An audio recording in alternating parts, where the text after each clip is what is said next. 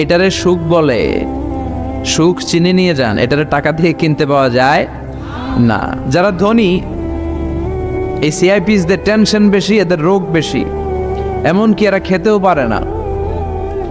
Doctor তাদেরকে খুবই restricted একটা ডায়েট প্রেসক্রাইব করে। ডাক্তাররা বলে আপনি গোশত খাবেন না, মাছ খাবেন না, আপনি খাসি খাবেন না, চিংড়ি খাবেন না, শুধু খাবেন ঘাস, শুধু খাবেন সবজি, ভেজিটেবল।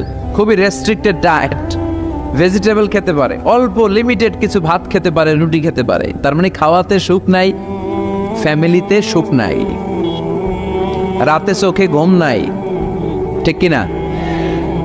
ঘুমের ট্যাবলেট 4টা-5টা খেয়ে এরা ঘুমাতে যায়, এরপর লাফ দিয়ে ওঠে, আছে না নাই? কিন্তু ঘুমের জন্য যে ট্যাবলেট লাগে এটা রিক্সাওয়ালারা জানেই না। সুবহানাল্লাহ পড়েন। দিস ইজ কল্ড পিস, এটার বলে শান্তি। এই শান্তি দেওয়ার মালিক কে? এজন্য রব্বুল আলামিন বলেন, আল্লাহকুমুত তাকাসুরু হাত্তা যুরতুমুল